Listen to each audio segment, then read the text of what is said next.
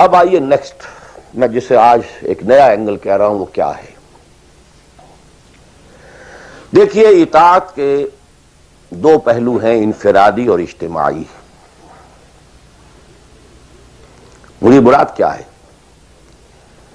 ان کی ratio proportion مختلف ہوگی.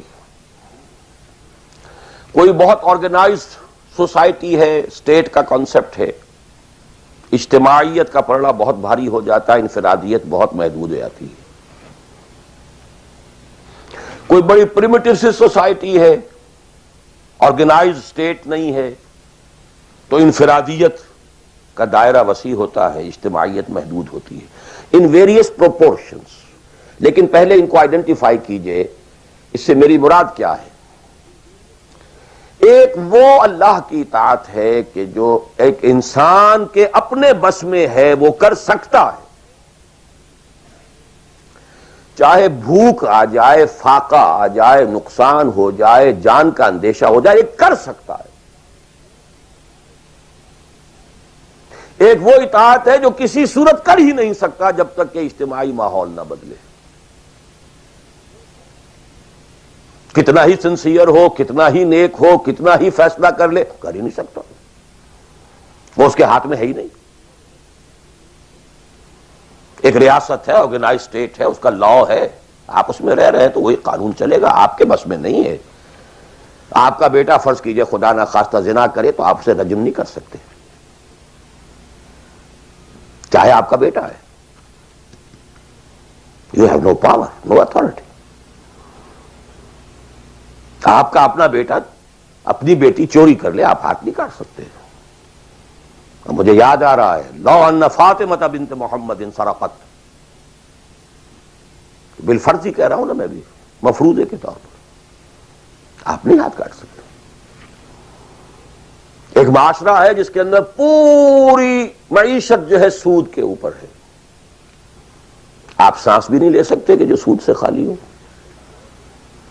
امپاسبل. ایک اسٹیٹ ہے، آپ اس کے سٹیزن ہیں، آپ اس کے کانسٹیٹیوشن کے لائل ہیں، فیتھفل ہیں. تو جیسا کہ میں نے کہا تھا، آرگنائز سوسائٹی اسٹیٹ میں یہ دائرہ بہت بڑھ جاتا ہے. ٹرائبل ہے، وہاں یہ کہ انفرادیت کا کافی دائرہ ہوتا ہے، قانون کم سے کم ہوتے ہیں، نظم کم سے کم ہوتا ہے، سسٹم جو ہے اس کی گرفت کم سے کم ہوتی ہے. اب دیکھیے دو حیثیتیں دنیا میں ممکن ہیں.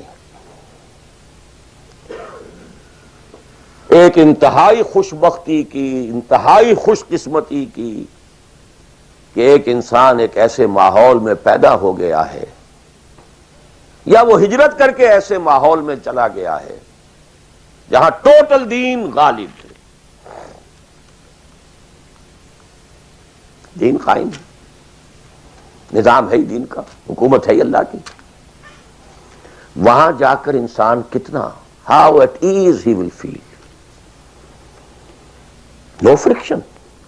وہ بھی اللہ کی بندگی کرنا چاہتا ہے، ماحول بھی سازگار ہے، پورا نظام بھی اللہ کی بندگی پر ہے، پورا قانون بھی اللہ ہی کا نافذ ہے، پورا تعلیم کا ڈھانچہ بھی اللہ ہی کے ہدایت کے مطابق ہے، تمام ذرائع ابلاغ سے بھی اسی کے مطابق چیزیں ہیں جو نشر ہو رہی ہیں، آڈیو ویژول سب کچھ. انتہائی خوش قسمتی، موسٹ فارچونیٹ کہ ایک انسان ایسے ماحول میں ہو. لیکن فرض کیجئے کہ وہ ایسے ماحول میں ہے جہاں اللہ کا دین غالب نہیں، بہت محدود سا حصہ ہے جس میں وہ اللہ کا حکم مان سکتا ہے.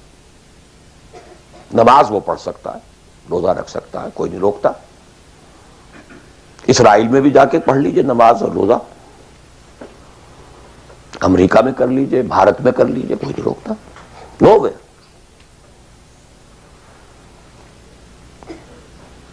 لیکن باقی ویرینگ ڈگریز میں ہوگا یہ کہ زندگی کا 75%، 80%، 50%، 60% وہ باطل کے قبضے میں ہے. تو وہ بھی تو 50%، 60% کافر ہے. He's a part and parcel of that environment, of that system. قرآن کے تینوں فتوے اس پر بھی تو لگ رہے ہیں. وَمَن لَّمْ يَحْكُم بِمَا أَنزَلَ اللَّهُ فَأُولَٰئِكَ هُمُ الْكَافِرُونَ وَمَن لَّمْ يَحْكُم بِمَا أَنزَلَ اللَّهُ فَأُولَٰئِكَ هُمُ الْفَاسِقُونَ وَمَن لَّمْ يَحْكُم بِمَا أَنزَلَ اللَّهُ فَأُولَٰئِكَ هُمُ الظَّالِمُونَ. وہی ظالم ہے، اور ظالم سے مراد مشرک. ان الشرک لظلم عظیم. وہی کافر ہیں. بتوں سے تجھ کو امید ہے، خدا سے نا امیدی. مجھے بتا تو صحیح اور کافری کیا ہے؟ کفر کہتے کسے؟ وہی تو فاسق ہیں، ناہنجار ہیں، باغی ہیں. ویئرنگ ڈگریز کے اندر جتنا بھی اس نظام کی گرفت ہے، اس درجے میں ہر وہ شخص کافر اور ظالم اور مشرک ہے جو اس ماحول میں رہ رہا ہے. ان دونوں حالتوں میں دین کے تقاضے بالکل ایک دوسرے کے برعکس ہو جاتے ہیں. اب یہ پوائنٹ ہے جو میں چاہتا ہوں آج. I want to hammer it.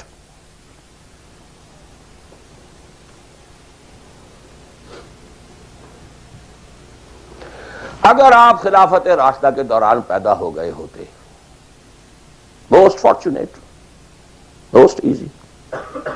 دین قائم ہے، اللہ کے احکام جاری ہیں، سارا نظام وہی ہے. دی ہول اسٹیٹ کرافٹ وہ اسلام کی بنیاد پر کام کر رہا ہے. آپ ایک سٹیزن ہیں. آپ کے لیے تقرب بالنوافل کے درجے کھلے ہوئے. فرض تو پورے ہیں یہاں. نفل نماز پڑھیے، نفل علم حاصل کیجئے، نفل روزے رکھتے چلے جائیے، نفلی چلے کیجئے، جو چاہے کیجئے. تقرب بالنوافل.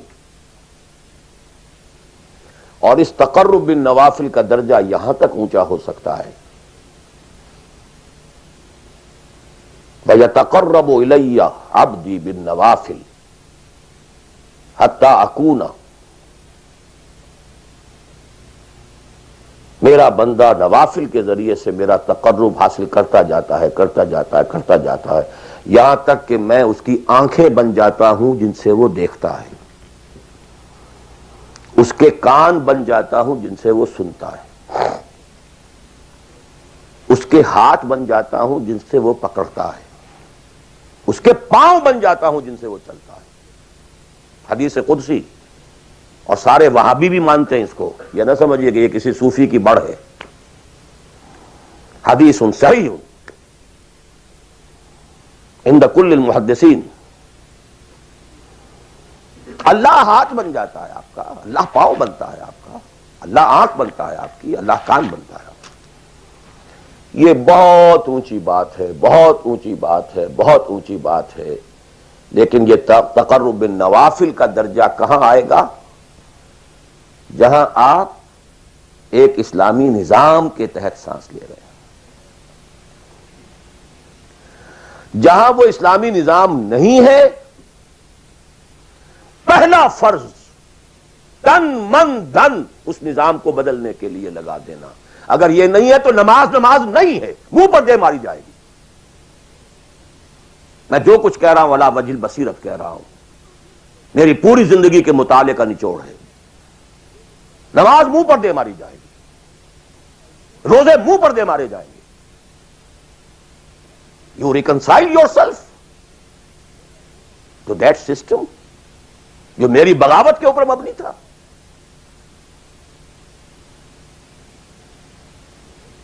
پہلا فرض یہ تن من دھن. You can not reconcile with that system. You cannot accept that system. اس میں اپنے آپ کو اکوموڈیٹ کرنا، اس میں اچھے کیریئر تلاش کرنا، اس میں اچھی جائیداد بنانا، اس میں پیسہ جمع کرنا، اس میں اچھی سے اچھی بچوں کو ایجوکیشن تاکہ بہتر سے بہتر زندگی وہ بھی گزار سکیں، سب کا سب حرام، مطلقاً حرام. پہلا کام یہ ہے اپنی جان، اپنا مال، اپنا تن، اپنا دھن سب اللہ کے دین کے لیے خرچ کرو. سب سسٹمز لیول کے اوپر صرف جان کو باقی رکھنے کے لیے جو ناگزیر ہے، that is allowed, nothing more. This is the point, crucial point. اب ہمارے سامنے حدیثیں ہوتی ہیں اور وہ سارے فضائل کی کتابیں ہیں اور یہ ہیں جن کا تعلق اس ماحول سے تھا جبکہ دین قائم ہو چکا تھا. اس کانٹیکسٹ میں باتیں ہو رہی ہیں، نفل کی بات ہو رہی ہے اور قیام اللیل کی بات ہو رہی ہے اور جو ہے ختم قرآن کی بات ہو رہی ہے، اور اگر فجر کے بعد بیٹھے رہے مصلے پر اور 2 رکعت پڑھ کر اٹھے جبکہ سورج نکل چکا ہے تو اب یہ اتنا اونچا سوال، یہ ساری باتیں. All these things become absolutely irrelevant. The deciding factor is دین غالب ہے، ٹھیک ہے، چلو نوافل کی طرف، قرات کی طرف چلو، جتنا آگے سے آگے. یتقرب الی العبد بالنوافل، ورنہ تقرب بالفرائض پہلے فرض کرنے ہوں گے، اور فرضوں میں پہلا فرض جہاد ہے. Now please note this word. جہاد اصل میں اس جد و جہد کا جامع عنوان ہے، your struggle against that system. لہذا انما المؤمنون الذين آمنوا بالله ورسوله ثم لم يرتابوا وجاهدوا باموالهم وانفسهم في سبيل الله. Integral part of the definition of a مومن. اگر زندگی اس سے خالی ہے یا اتنی ہے بس جتنی ہو جائے نفل کے درجے میں، اصل وقت اصل دھارا بہ رہا ہے دنیا کی طرف، دنیا کے حصول کے لیے، جتنا پھیل سکیں، جتنا پھل سکیں، جتنا پھول سکیں، جتنی جڑیں گہری جما سکیں، جتنا کچھ اولاد کے لیے چھوڑ کر مر سکیں، جتنا اولاد کو زیادہ سے زیادہ دنیا کی سہولتیں دینے حاصل کرنے کے قابل بنا کر جا سکیں، ساری تو توانائیاں اور ساری قوتیں اور ساری صلاحیتیں اور سارے اوقات تو کپے ہوئے اس میں. اچھا آپ کو تھوڑا سا دین کا کام بھی، آخر دھوکہ تو اپنے آپ کو دینا ہی ہے نا.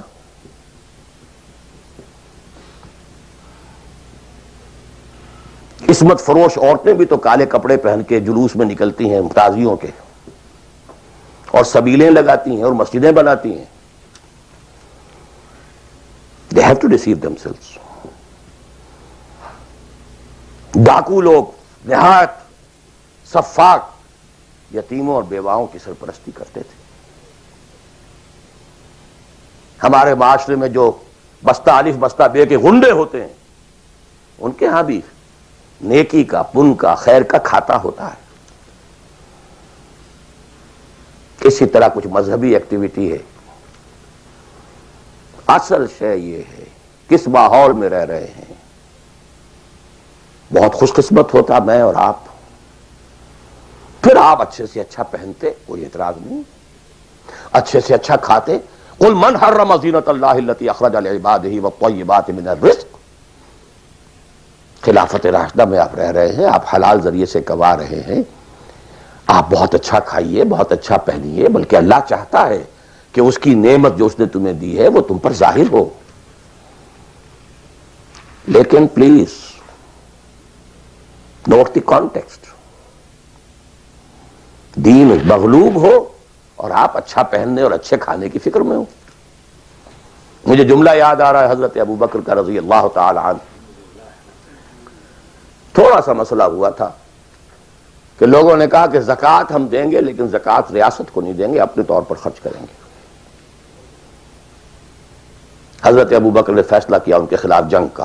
حضرت عمر جیسی شخصیت بھی مشورہ دے رہی ہے کہ دیکھیں نہیں، 2 فرنٹ پہلے ہم نے کھولے ہوئے ہیں. جیش اسامہ کو بھی آپ نے روکا نہیں کہ جائے، حضور نے تیار کیا تھا. پھر جو مرتدی ہو گئے، کسی اور کو نبی مان لیا، ان کے خلاف تو جنگ کرنی ہی کرنی ہے. لیکن یہ تو صرف نماز بھی پڑھ رہے ہیں اور یہ زکوٰۃ کا بھی انکار نہیں کر رہے ہیں، صرف ہمیں نہیں دے رہے ہیں. تو ان کے ساتھ ذرا مصلحت کا تقاضا یہ ہے کہ کچھ نرمی کی جائے. ان کے بڑے پیارے الفاظ تھے، ایبدل الدین وانا حی. کیا دین میں تغیر کیا جائے گا جبکہ ابھی میں زندہ ہوں؟ خدا کی قسم اگر یہ حضور کے زمانے میں زکوٰۃ کے اونٹوں کے ساتھ ان کے باندھنے والی رسی بھی دیتے تھے، اور اب اگر یہ کہیں گے کہ اونٹ لے جاؤ رسی نہیں دیں گے، تب بھی میں قتال کروں گا، اور خدا کی قسم کوئی میرا ساتھ نہیں دے گا تو میں اکیلا جاؤں گا. اور اے عمر تمہیں کیا ہو گیا؟ تم جاہلیت میں تو بڑے سخت تھے، اسلام میں آ کر تم نرم ہو گئے ہو۔ یہ ڈانٹ ابو بکر پلا رہے ہیں عمر کو رضی اللہ تعالی عنہ۔ تو اچھی طرح جان لیجئے، اب میں نہیں کہہ سکتا کہ میں کس طریقے سے اس کو بیان کروں، کیسے ٹھوک ٹھوک کر آپ کے ذہنوں میں اتار دوں۔ یہ ہے اصل شے، دین کا سارا سٹرکچر ہی بالکل ریورس ہو جاتا، the whole value structure absolutely changes. دین غالب ہے تو وہ ساری باتیں ہیں جو ہم نے خوب یاد کی ہوئی ہیں۔ آسے حقوق والدین بھی تو ہے نا، آخر بچوں کے حقوق بھی تو ہے نا۔ یہ حقوق والدین جو ہے ان مہاجرین کو یاد نہیں آئے جو اپنے ماں باپ کو چھوڑ کر مدینے پہنچ گئے تھے۔ یہ اولاد کے حقوق انہیں یاد نہیں آئے، بیویوں کے حقوق یاد نہیں آئے۔ وہ تو فینیٹکس تھے نا، پاگل تھے نا۔ مدینے کے منافقین نے انہیں سفہاء کہا تھا، بے وقوف لوگ ہیں یہ۔ انؤمن کما آمن السفہاء، these fools, these fanatics۔ یہ ساری حدیثیں آپ کو یاد ہیں۔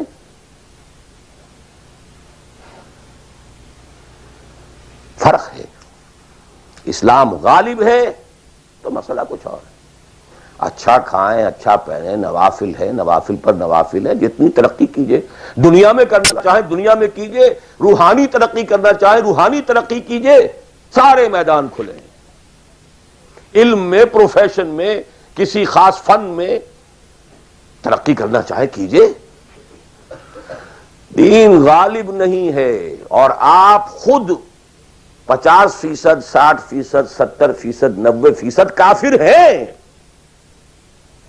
اس لیے کہ اس ماحول کا جز ہیں جس میں کفر کا نظام ہے۔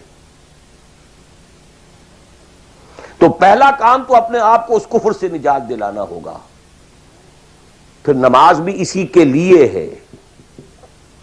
وَاسْتَعِینُوا بِالصَّبْرِ وَالصَّلَاةِ، مدد حاصل کرو نماز سے۔ کس کام کے لیے مدد حاصل کرو؟ The mission to make the deen of Allah supreme, in اقیم الدین۔ نماز اس کے لیے سب سروینٹ ہے، اس کے لیے مدد ہے۔ روزہ اسی کے لیے جنگ کرنے کی صلاحیت پیدا کرنے کے لیے ہے۔ اس لیے 23ویں رکوع میں سورہ بقرہ کے روزے اور رمضان کے احکام میں 24ویں رکوع میں قتال شروع ہو گیا۔ قاتلوا فی سبیل اللہ الذین یقاتلونکم۔ اور عرب جو ہیں وہ روزہ رکھواتے ہی صرف گھوڑوں کو تھے، خود تو رکھتے ہی نہیں تھے، چونکہ گھوڑے کو استعمال کرتے تھے لوٹ مار میں، غارت گری میں، جنگوں میں۔ اور گھوڑا ہے نرم نازک مزاج جانور، پیاس برداشت نہیں کر سکتا، بھوک برداشت نہیں کر سکتا، اونٹ تو کر جاتا، چاہیے تھا انہیں گھوڑا، لہذا گھوڑے کو عادی بناتے تھے دھوپ کا، پیاس کا، بھوک کا، تاکہ ایسا نہ ہو کہ اہل مارکے کا وقت اور گھوڑے صاحب جواب دیے بیٹھے ہوں تو سوار کیا کرے گا۔ تو ساما یسومو عربی زبان میں گھوڑے کے لیے تھا، انسانوں کے لیے تھا ہی نہیں۔ یہ تو مدینے میں آنے کے بعد پھر حضور نے یہودیوں کو دیکھا کہ روزہ رکھتے ہیں، تو آپ نے بھی مسلمانوں سے کہا عاشورہ کا روزہ ہے وغیرہ وغیرہ، چھوڑ دیجئے اس بات کو، لمبی ہو جائے گی۔ یہ ساری چیزیں اصل میں ہیں اس مقصد کے لیے۔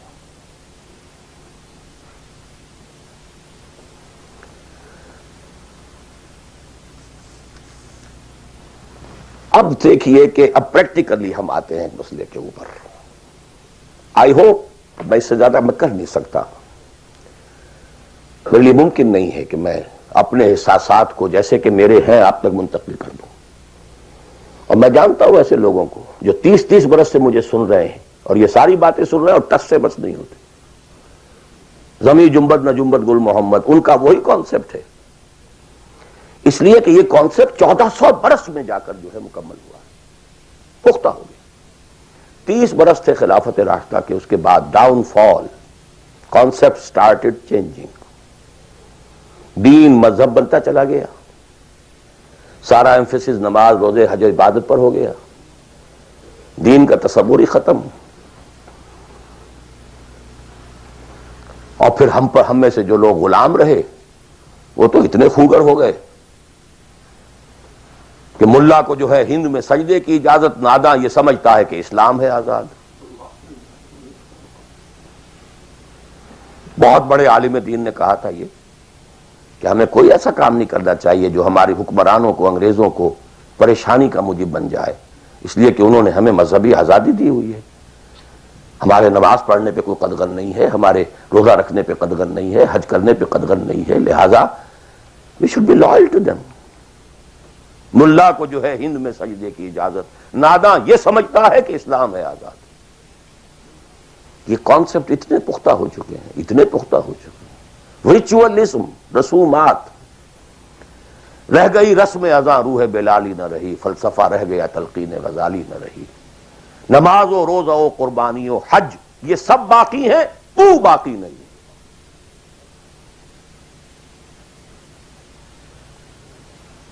نمازیں بھی ہیں، روزے بھی ہیں، تراویح بھی ہم نے پڑھی ہے. اب موسم آ رہا، عید الاضحیٰ بھی ہوگی، قربانی بھی ہوگی، حج کے لیے بھی جائیں گے، لیکن دنیا پر کوئی اثر اس کا. 30 لاکھ آدمی حج کر کے آئیں گے، معاشرے پر کوئی زیرو کے برابر بھی کوئی اثر ہے؟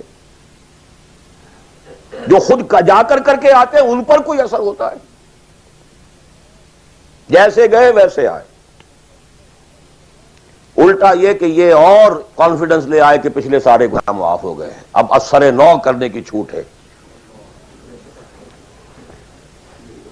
This is what is happening. اور میں اپنا 35 سال کا تجربہ آپ کو بتا رہا ہوں. اصل ڈیسائیسو پوائنٹ یہ، اس کو سمجھ لیں اگر تو آپ کا پورا تصور بدل جائے گا، ویلیو سٹرکچر بدل جائے گا. لیکن نہیں تو پھر جو بھی ہے وہ ہے. اب میں ایک عملی سوال کہہ رہا تھا کہ اس میں ایک بڑا عملی سوال ہے، میں کیا کروں؟ میں ایک ایسے ماحول میں رہ رہا ہوں جس میں اللہ کا دین غالب نہیں ہے.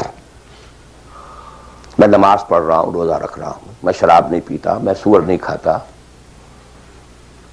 چلو میں نے اپنا اکاؤنٹ جو ہے بینک میں جو ہے کرنٹ اکاؤنٹ رکھا ہوا ہے، میں نے کوئی سود نہیں لیا، نہ سود لینا چاہتا ہوں. کیا کروں؟ اکیلا چنا پہاڑ کو تو نہیں پھوڑ سکتا، پورا نظام تو میرے بدلنے سے نہیں بدل جائے گا. تو میں تو رہا پھر 40%، 50%، 60%، 70% کافر کا کافر. تو what's the way out? what's the مخرج؟ بڑی پیاری حدیث ہے وہ جس میں یہ الفاظ آتے ہیں. حضور نے فرمایا انہا ستکون فتنۃ، ایک وقت آئے گا کہ بڑا فتنہ ہوگا. حضرت علی فرماتے میں نے فوراً عرض کیا مل مخرج منہا یا رسول اللہ، اے اللہ کے رسول یہ بتائیے اس سے نکلنے کا راستہ کون سا ہوگا. یہ نہیں پوچھا کیا فتنہ ہوگا، کیوں ہوگا، کب ہوگا، کیسے ہوگا، کدھر سے آئے گا، کچھ نہیں، نکلنے کا راستہ بتائیے. بلکہ ایک اور روایت اس حدیث کی اس سے بھی زیادہ پیاری ہے کہ اصل میں حضرت جبرائیل نے کہا حضور سے یا محمد امتک بعدک، اے محمد صلی اللہ علیہ وسلم کبھی سوچا ہے تمہارے بعد تمہاری امت کا کیا بنے گا؟ تو حضور پلٹ کر سوال کرتے ہیں مل مخرج منہا یا جبرائیل، یہ تو بہت بڑا پرابلم تم نے اے جبرائیل میرے سامنے رکھا ہے، تو اب آپ ہی بتائیں اس سے نکلنے کا راستہ کیا ہوگا. قال کتاب اللہ، وہ پوری حدیث پھر وہی ہے. کتاب اللہ فیہ خبر ما قبلکم ونبأ ما بعدکم وحکم ما بینکم وہو ذکر الحکیم وہو صراط المستقیم وہو حبل اللہ المتین